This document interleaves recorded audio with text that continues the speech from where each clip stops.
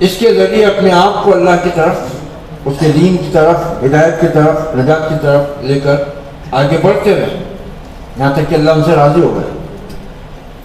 ہماری مشکل کیا ہے؟ ہمارا دین غیر شعوری ہے، نسلی ہے، وراثتی ہے، عقلی اور شعوری نہیں ہے۔ ہم دین کو سمجھنے، اس کے تقاضوں کو جاننے اور ایمان اور عقیدے کے تقاضوں کو کتاب و سنت کی روشنی میں اہل علم کے ساتھ بیٹھ کر سمجھنے کی ہم کوشش نہیں کرتے، جبکہ اللہ کے نبی فرما رہے ہیں عن معاویہ رضی اللہ تعالیٰ عنہ قال قال رسول اللہ صلی اللہ علیہ وسلم من یرید اللہ بہ خیرا یفقہہ فی الدین، اللہ اپنے جس بندے کے ساتھ بھلائی کا ارادہ کرتا ہے اس کو دین کی سوجھ بوجھ عطا کرتا ہے، دین کی بصیرت عطا کرتا ہے۔ اقتدار کی کرسی نہیں، دبے ہوئے خزانے نہیں، اس کی تو اس کی نگاہ میں کوئی حیثیت اور قیمت ہی نہیں ہے۔ اگر ایسا ہوتا تو فرعون تخت و تاج کا مالک اور موسیٰ علیہ السلام اپنی جان کی حفاظت کے لیے بچپن میں دریا میں رہے اور پھر اپنی جان کے خوف سے مدائن گئے، ایسا نہ ہوتا۔ اس چیز کی تو اس کے نزدیک کوئی حیثیت مچھر کے پر کے برابر بھی حیثیت نہیں، مگر ہماری تو ساری سوجھ بوجھ یہیں آ کر ختم ہوتی ہے کہ کامیاب وہ ہے، اللہ نے اس کے ساتھ بھلائی کی ہے جس کے بعد دنیا جمع ہو گئی ہے،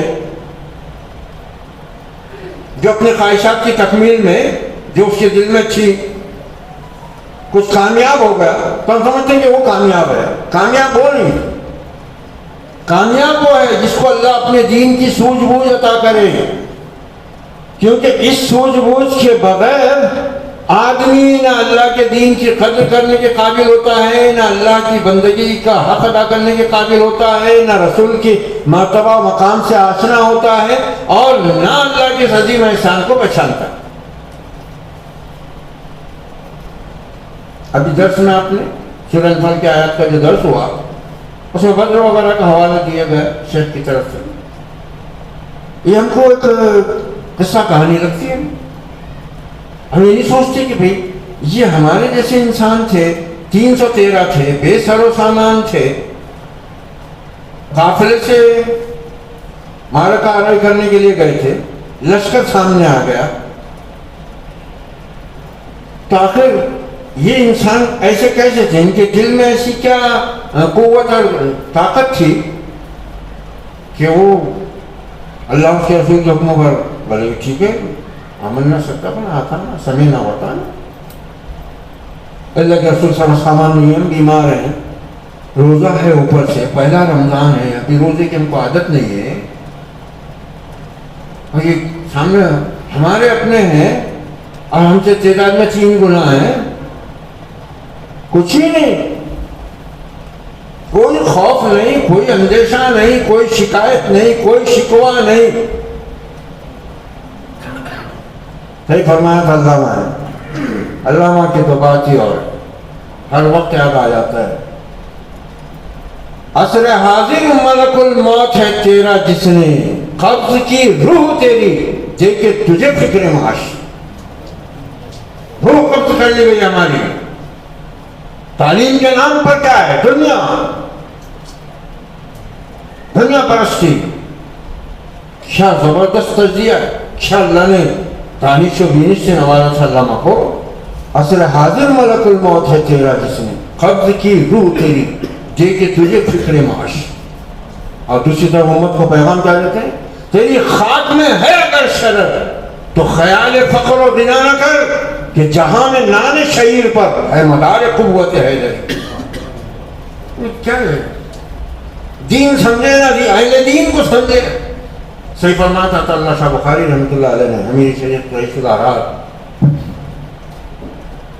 علامہ کے انتقال پر ان کا جو خراج عقیدت تھا نا 2 جملوں میں، کیا زبردست بات کہی امیر شریعت نے۔ عطا اللہ شاہ بخاری رحمۃ اللہ علیہ نے علامہ اقبال کی وفات پر کہا تھا کہ اقبال کو نہ قوم سمجھ سکی نہ انگریز،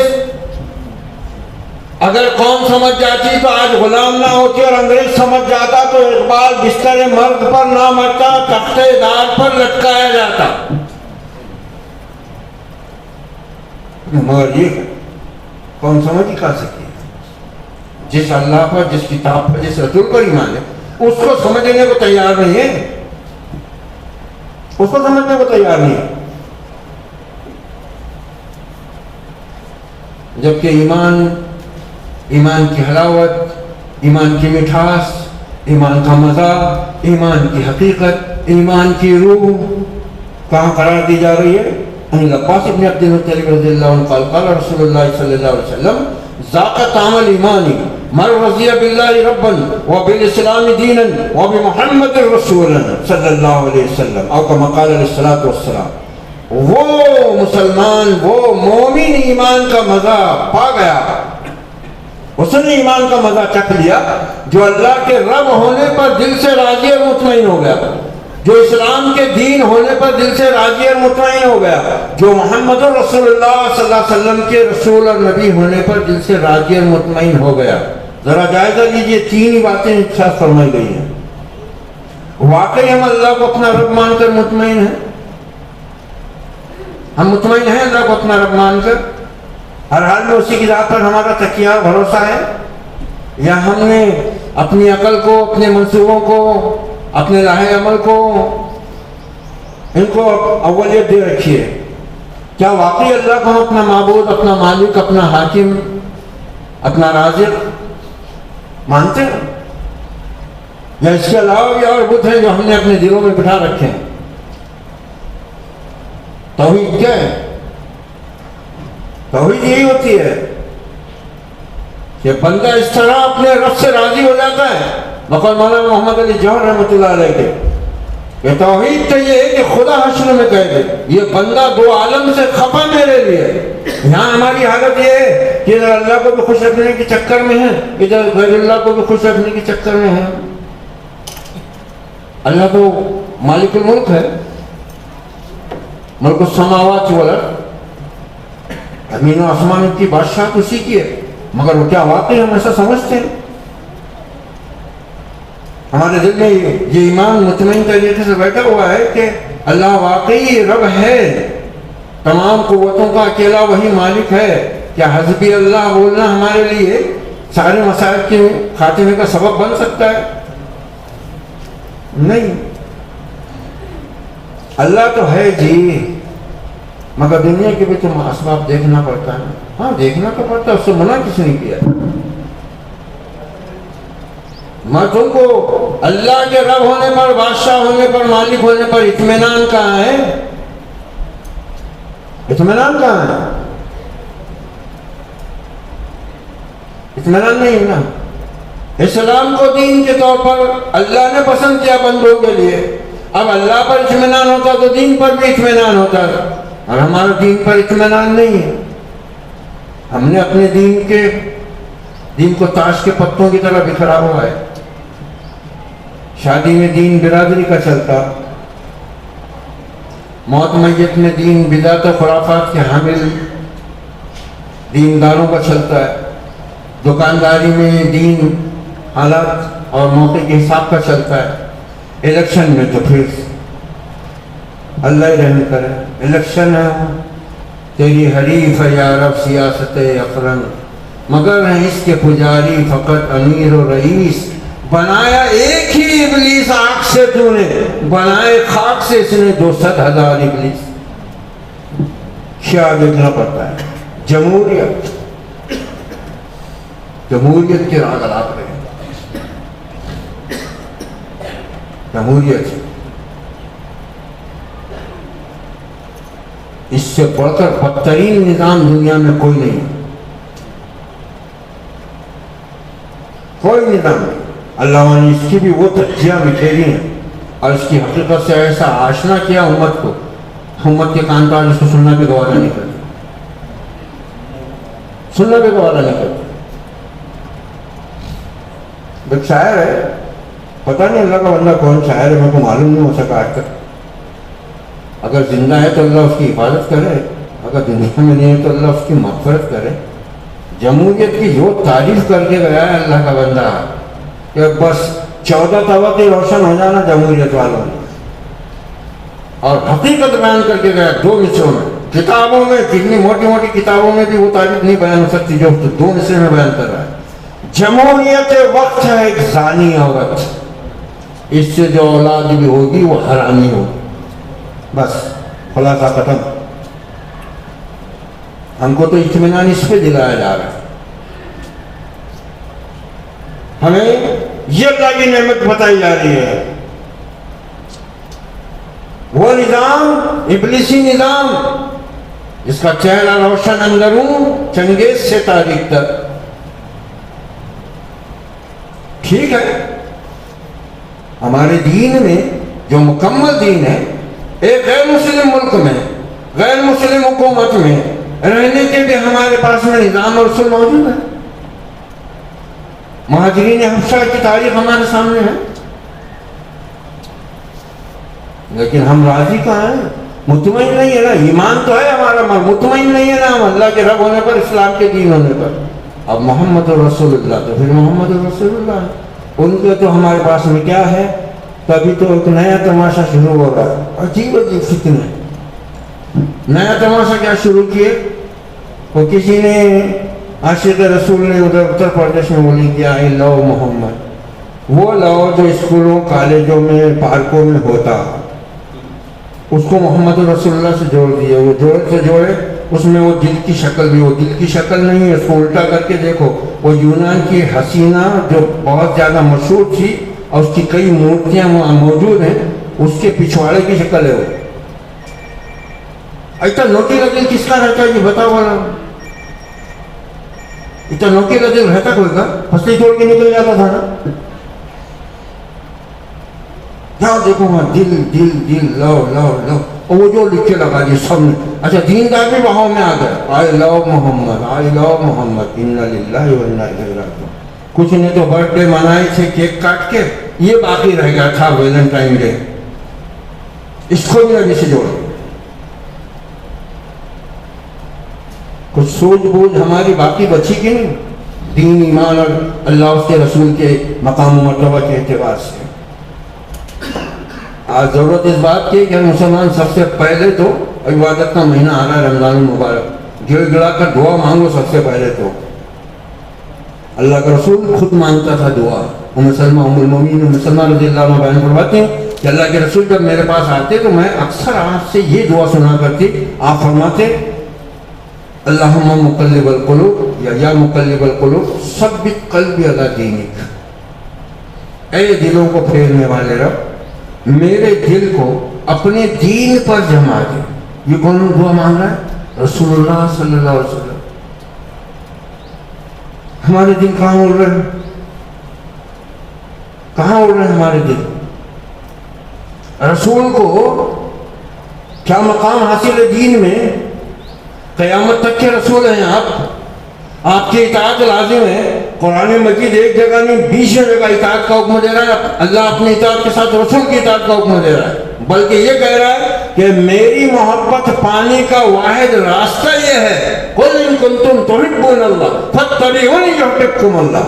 اے پیغمبر آپ کہہ دیجئے صاف صاف، اگر اللہ سے محبت کرتے ہو، واقعی اللہ پر ایمان ہے، تو پھر اللہ کے حبیب کی اتباع کرو، اللہ پھر تم سے محبت کرے گا. اچھا رسول اللہ صلی اللہ علیہ وسلم اپنی محبت کا خود کس طرح سے نقشہ پیش کر رہے ہیں، کس طرح کی تعلیم دے رہے ہیں؟ من احب سنتی فقد احبنی ومن احبنی کان معی فی الجنہ، رواه ترمذی. جس نے میری سنت سے، میرے طریقے سے محبت کی، اس نے مجھ سے محبت کی.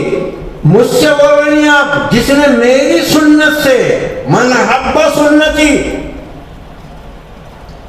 جس نے میرے طریقے سے محبت کی اس نے مجھ سے محبت کی، اور جس نے مجھ سے محبت کی وہ جنت میں میرے ساتھ ہوگا. آپ کی محبت کا قرآن حدیث کی روح سے ایک ہی واحد راستہ کیا ہے؟ آپ کی اطاعت. اس کے بعد جو اس کی برکتیں ہیں، ہم صحابہ اکرام کے واقعات پڑھتے ہیں تو ہم کو لگتا ہے کہ بس اتنا ہی ان کو ملا. نہیں، یہ ان کو ملا اس وجہ سے، ان کو ملا اس وجہ سے کہ واقعی وہ اللہ اس کے رسول سے محبت کرنے کے حق کو ادا کرنے میں کبھی پیچھے نہیں ہٹے، کبھی ان کے دلوں میں شک اور تردد کا، نفاق کا مرض نہیں پیدا ہوا، مطمئن تھے وہ اللہ کو اپنا رب مان کر، رسول اللہ صلی اللہ علیہ وسلم کو اپنا ہادی، امام، پیشوا، رہبر مان کر، اور اللہ کے نازل ہونے والے دین کو جو محمد رسول اللہ پیش کر رہے تھے اس کو اپنی زندگی کا نظام مان کر انہوں نے دل و جان سے قبول کیا، چاہے حالات جیسی بھی رہے ہو، جس طرح یہ بھی حالات ہو، انہوں نے کبھی حالات کی سنگینی کی پرواہ نہیں کی، بس رسول اللہ صلی اللہ علیہ وسلم کی طرف سے حکم مل گیا، رسول اللہ صلی اللہ علیہ وسلم کی طرف سے تسلی آمیز کلمات مل گئے، ان کا سارا معاملہ صاف ہو گیا، ان کی تکالیف ختم ہو گئی۔ مرحمت تو عجیب حال ہو گیا ہوا ہے، رمضان عبادت کا مہینہ آ رہا ہے، اس میں جھگڑے ہیں، قرآن سننا ہے، کیا کرتا سن کے؟ کیوں قرآن کی لعنت اپنے اوپر لیتا؟ کیونکہ قرآن کو بغیر سمجھے پڑھے ثواب کی بھی بات کی جاتی ہے نا، تو یہ بھی سمجھ لینا چاہیے کہ قرآن کو بغیر سمجھے پڑھنے میں ثواب اگر ہے تو نہ سمجھنے کا گناہ اس سے بڑا ہے، کیونکہ اس کو سمجھنے کے اللہ تعالیٰ نے کہا افلا یتدبرون القرآن فذکر بالقرآن من یخاف وعید فذکر ان نفعت الذکریٰ، کس کے ذریعے؟ قرآن مجید کے ذریعے، اور خالی رمضان میں پڑھنے کے لیے، تراویح میں پورا نہیں، بولے تراویح رمضان میں قرآن سننا ہے، قرآن سن کے تو عمریں گزر گئی، قرآن سن کے، ایک حکم بھی قرآن مجید کا ہم سے پوری طرح ادا نہیں ہو سکا۔ صحابہ کرام نماز میں اعلان نبی نماز پڑھا رہے ہیں، صحابہ موجود ہیں، حکم نازل ہو رہا ہے تحویل قبلہ کا، نماز میں تحویل قبلہ ہو رہی ہے، ایک مسلمان بھی یہ نہیں کہتا کہ یہ کیا تماشا ہے، ابھی تک تو ادھر تھے، اب نماز میں ادھر ہو گئے، ہم کو بھی اس کچھ نہیں معلوم ہے، بس جو نماز پڑھنے کے باہر ہی بیٹھا ہوا ہے نا، تو کہتا یہ جا رہے بغیر ٹوپی کی نماز پڑھنے والے، فتنہ پھیلا رہے، ارے تو نماز ہی نہیں پڑھ رہا اللہ کے بندے، تیرے کو ٹوپی سے کیا مسئلہ ہوگا اتنا بڑا؟ یہ ایسی صورت حال ہے۔ وہاں صحابہ ان کو معلوم تھا کہ اللہ کا نبی ما ینطق عن الہوی ان هو الا وحی یوحی، یہ وہ نبی ہے جو اپنے جی سے کچھ کہتا ہی نہیں ہے، وہی کہتا ہے جو اللہ کا ارشاد ہوتا ہے، اس لیے وہ بہت مطمئن تھے، نماز میں پڑھ گئے ہوئے، حتیٰ کہ ان میں سے ایک صحابی جب مدینہ کے اوپری سے بالائی مقام کی طرف گئے، وہاں کچھ لوگ نماز پڑھ رہے تھے جن کا رخ بیت المقدس کی طرف تھا، انہوں نے جا کر وہاں وہی آیت پڑھ دی زور سے، وہ نماز میں پلٹ گئے، حکم سنا، قبلہ تبدیل کر لیا انہوں نے، اور یہ ایک کا دکھا واقعات ہے، ایک دو کی بات نہیں ہے، صحابہ ہوں، صحابیات ہوں، بوڑھے ہوں، جوان ہوں، جیسے کہ رسول اللہ صلی اللہ علیہ وسلم کا حکم آ گیا، رسول اللہ صلی اللہ علیہ وسلم کی خوشنودی مل گئی، ان کی زندگی کامیاب ہو گئی، ہم تو بس ظاہری تماشوں میں لگے ہوئے۔ آئی لو محبت کا جو محمد کا وہ چلا چکر انگریزی میں، وہ بھی، اور آپ لوگ سوچتے ہیں کہ بھائی یہ جب بھی آتے انگریزی کے خلاف بولتے، ہم کسی زبان کے خلاف نہیں ہیں، ہم کو تو خود معلوم اللہ تعالیٰ سورہ روم میں فرما رہا ہے کہ زبانوں کا اختلاف اللہ کی نشانیوں میں سے، یہ سب اسی کی زبان ہے، لیکن ہم غلامانہ ذہنیت کو پسند نہیں کرتے۔ صحابہ کرام نے جب مصر فتح کیا نا، مصر اس وقت کی دنیا کا سب سے قدیم تہذیب والا مرکز، بہت قدیم تہذیب تھی اس کی، اور دنیا پر اس کی ایک چھاپ تھی، اثر تھا۔ صحابہ کرام نے جب اس کو فتح کیا تو اس طرح ان کا دین، ان کا ایمان، اللہ اس کے رسول کی اطاعت کا رنگ جو ان پہ چڑھا ہوا تھا اتنا گہرا، اتنا اثر انگیز تھا کہ مصریوں نے جب دین قبول کیا تو اس طرح قبول کیا، صحابہ کے کردار و عمل سے وہ اتنے متاثر ہوئے کہ اپنی مادری زبان قبطی زبان بھول گئے، عربی کو انہوں نے اپنی مادری زبان بنا لی. ذہنی غلامی نہیں کرتے تھے وہ.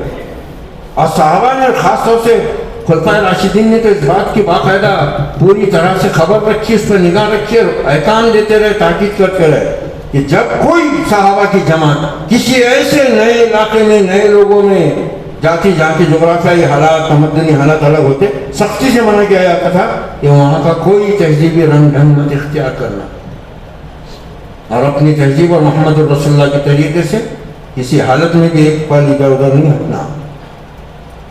وہ قائم ہے اس کا نتیجہ یہ ہوا کہ جن قوموں کو انہوں نے فتح کیا وہ قومیں صرف جسمانی معاشی عرضی اعتبار سے ہی محکوم نہیں ہوئی، بلکہ وہ اس دین اور اس دین کے ان سچے پکے علم برداروں کے کردار کے تابع ہو گئی. آج دنیا ہم سے پناہ مانگ رہی ہے. ہم محمد رسول اللہ کی امتی ہیں.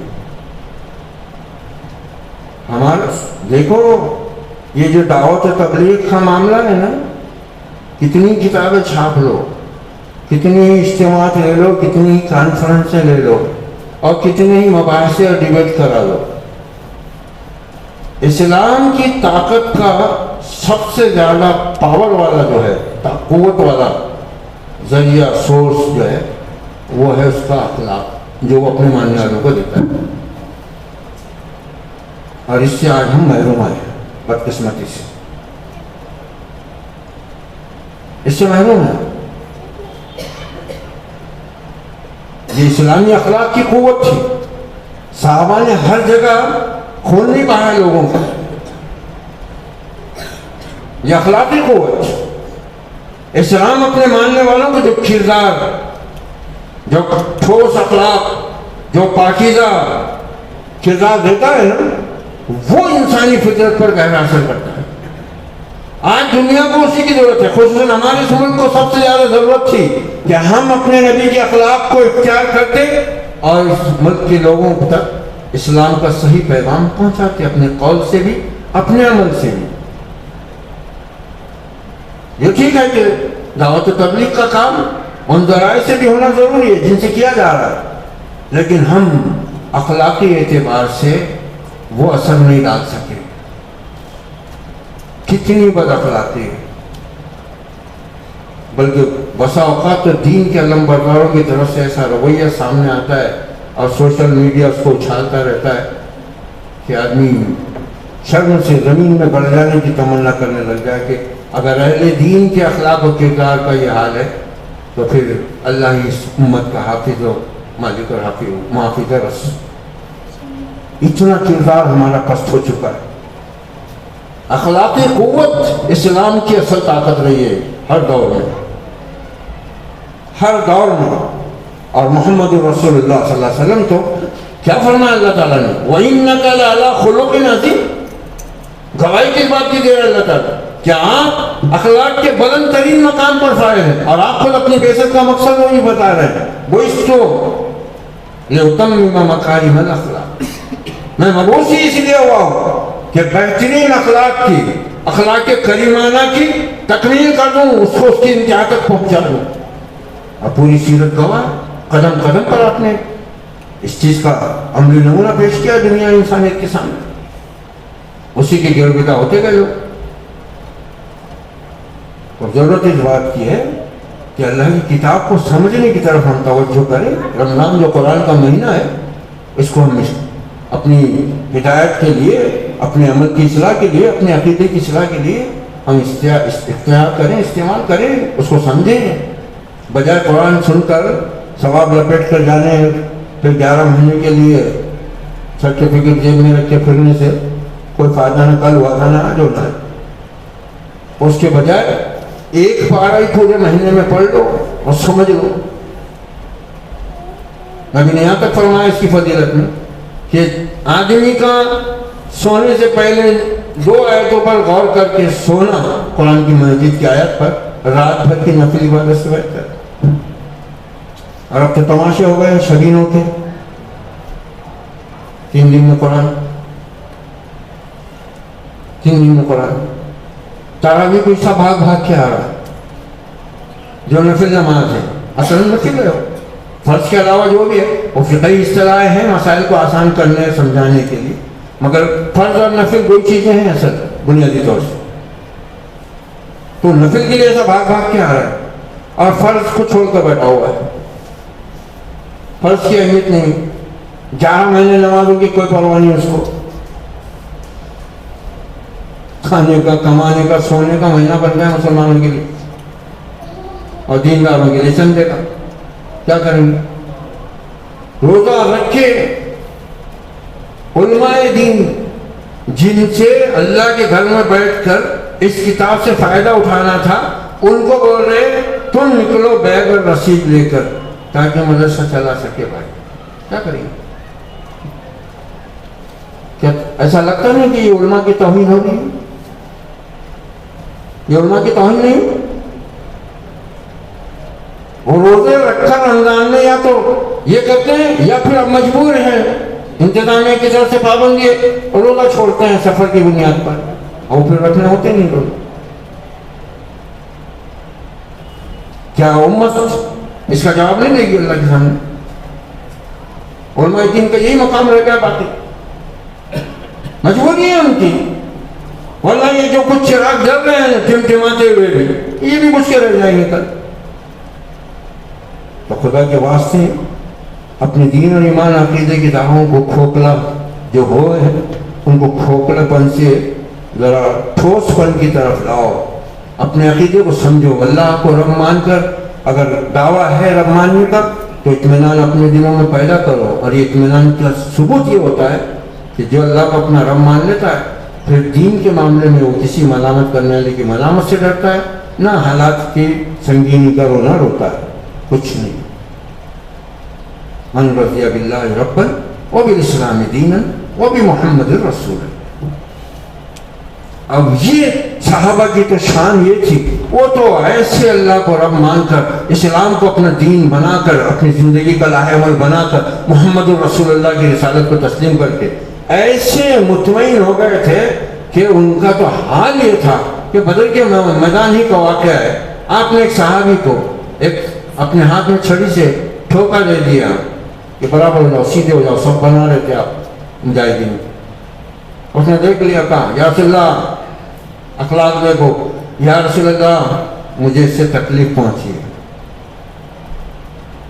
صحابہ کرام لگی، آپ صلی اللہ علیہ وسلم رک گئے.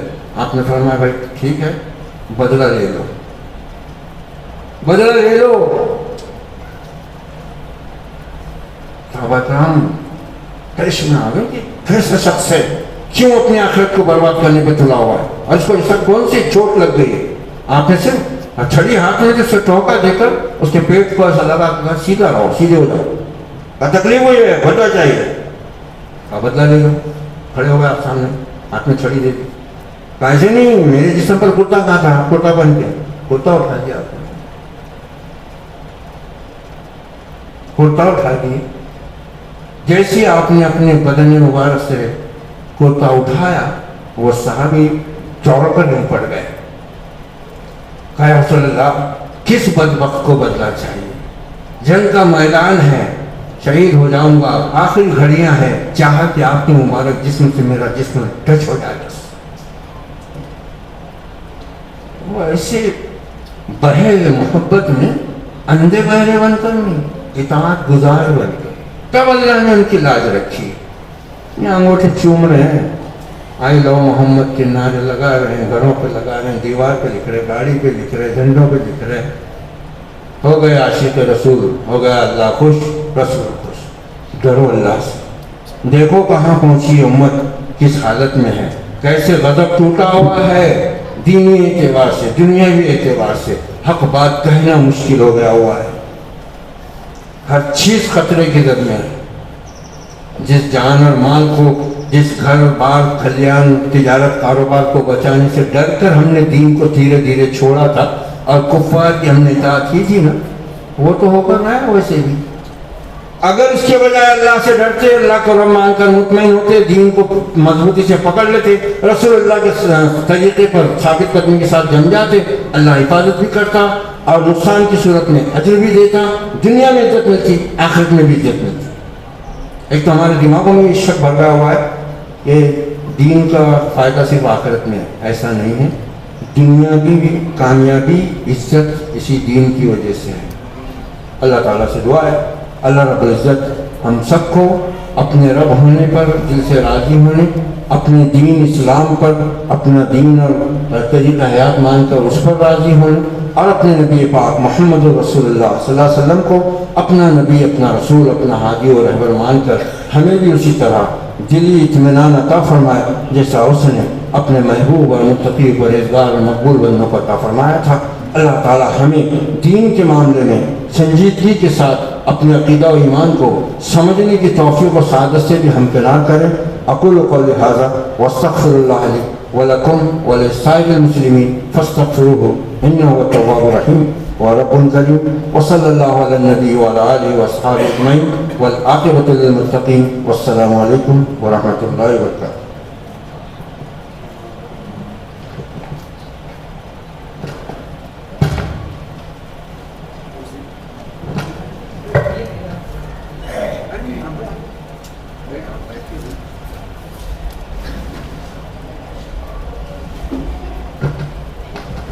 محترم حاضرین جلسہ، جیسا کہ بالترتیب یہ سلسلہ شروع ہے اور ابھی کچھ ہی وقت کے بعد مغرب کا وقت ہوگا اور ہم نماز سے فارغ ہو گئے، اور اسی مسجد میں، اسی اندرون حصے میں طلباء کا تعلیمی مظاہرہ ہوگا۔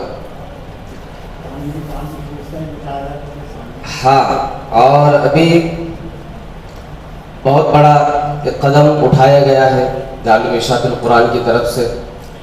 اللہ تعالیٰ جزائے خیر عطا فرمائے سبھی معاونین کو اور حضرت مفتی صاحب کو بھی، جو سامنے کی طرف ایک بہت بڑا ہال، مہمان خانہ اور آفس کی تعمیر ہے جو دیکھی جا سکتی ہے۔ اس اب سے لے کر مغرب تک کے وقفے میں ہم اس کا مشاہدہ بھی کریں اور جو بھی شکل ہماری تعاون کی بن سکتی ہے اس میں بھی حصہ لیں۔ تو مغرب کے بعد انشاءاللہ تعلیمی مظاہرہ ہوگا اور اس کے بعد ہمارے مہمانان خصوصی کی تقاریر ہوگی، اور مغرب کے بعد جو افراد کھانے سے فارغ ہو چکے ہوں گے وہ اسی مسجد میں آ جائیں، اور تعلیم مظاہرہ بھی شروع رہے گا اور تعام بھی شروع رہے گا۔ تعام سے فارغ ہو کر فوراً آ کر بیٹھ جائے۔ اللہ تعالیٰ تمام کے شریک ہونے کو قبول فرمائے۔ اللہم ربنا آتنا فی الدنیا حسنہ وفی الآخرۃ حسنۃ وقنا عذاب النار رب اغفر وارحم وانت خیر الراحمین۔ صلی اللہ تعالی علی خیر خلقہ محمد وعلی آلہ واصحابہ اجمعین برحمتک یا